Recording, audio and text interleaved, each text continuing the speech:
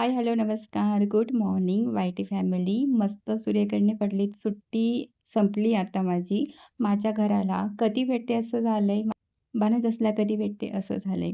इतक्या दिवसांची प्रतीक्षा आता संपली.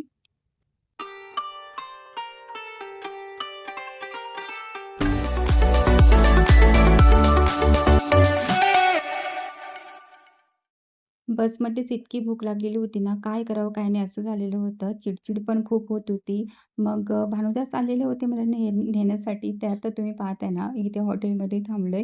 पोहे नाश्त्यासाठी घेते. पहिले ते घरी गेल्या-गेल्या मी खाणार आहे आणि त्यानंतर मग बाकीची कामं होणार आहेत. घरी येताच क्लीनिंग करावी लागते, हो की नाही मैत्रिणींनो? मी कितीही थकलेली असू दे, शरीरात त्राण नसलं तरी ना, मी ही धुळीचे साम्राज्य हटवण्याची मोहीम हातात घेते आणि ती घ्यावीच लागते. ही मोहीम एकदा पार पडली, की घर घरासारखे वाटते. उरलेली इतर कामे निवांतपणे करायला मोकळे होते.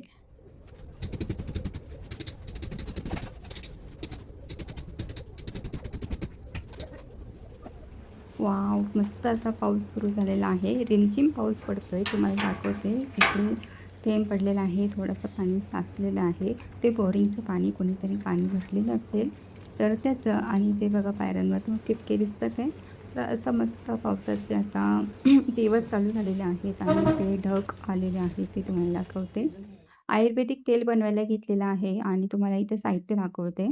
तर हे आहे साहित्य भृंगराज पावडर 1 वाटी, आवळा पावडर 1 वाटी आणि त्यानंतर काळे तीळ घेतलेले आहे. ते थोडेसे पाव वाटी काहीतरी असेल आणि ते तुम्ही अंदाजे घेऊ शकता. एकच माप ठेवा आणि त्यानुसार प्रमाण घ्यायचं आहे आणि त्यासोबतच खोबरे तेल 100 ml खोबरे तेल आणि आपल्याला लागणार आहे पाणी.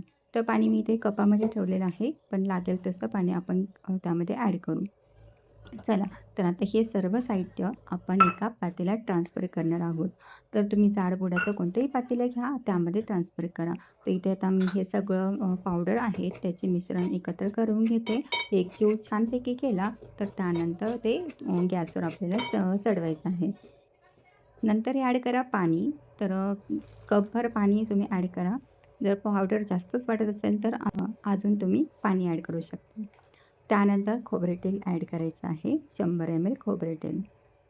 हे लिक्विडी फॉर्ममध्ये तयार झालेलं आहे. आता याला छानपैकी गिठोडे फोडून घ्यायचे आहेत आणि गॅसवर आपल्याला ठेवायचं आहे. चला, तर गॅसवर मी ठेवून घेते. तुम्हाला वाटत असेल आता हे हे आयुर्वेदिक तेल मी का वापरते? तर माझे केस आता थोडेसे ग्रे व्हायला लागलेले आहेत आणि बऱ्यापैकी ग्रे आहेत. तर त्याला नॅचरली ब्लॅक कसे करायचे? तर त्यासाठी मी एक आयुर्वेदिक तेल वापरायला सुरुवात केलेलं आहे. बघूया काय इफेक्ट जाणवतो आपल्या केसांवर. खरंच व्हाईटचे ग्रे होतील का? ग्रे नंतर ब्लॅक होतील का? माहीत नाही. पण मी ते वापरते यार आणि केससुद्धा गळायला लागलेले आहेत. त्याला पण उपयोगी आहेच. कारण भृंगराज केसांच्या मुळांना पोषण देते. आवळ्यातील अँटीऑक्सिडंट आणि व्हिटॅमिन सीमुळे केस मजबूत राहण्यास मदत होते. त्यामुळे केस गळणे कमी होण्यास मदत होते. केसांची वाढ होण्यास मदत होते. नियमित स्कॅल्प मसाजमुळे रक्ताभिसरण सुधारते. त्यामुळे केसांच्या वाढीस आधार मिळतो. अकाली पांढरे होणारे केस कमी करण्यास सहाय्य करते. कोंडा आणि खाज कमी करण्यास मदत होते. केस मऊ, चमकदार आणि दाट दिसण्यास मदत होते. तर इथे मी मंद आचेवर 15-20 मिनिटं गरम करते. पूर्ण थंड झाल्यावर गाळून बाटलीत भरून ठेवणार आहे. वीकमध्ये 2-3 वेळा स्कॅल्पवर हलक्या हाताने मसाज करून 1-2 तास किंवा रात्रभर ठेवून नंतर सौम्य शॅम्पूने धुवायचे.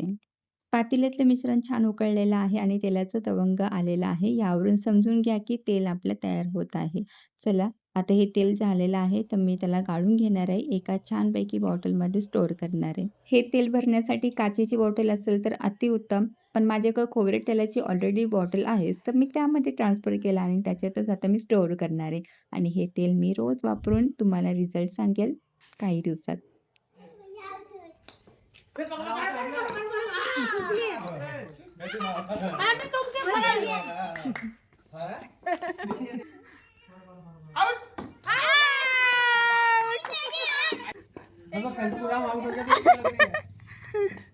ये ऐसे आउट नहीं है।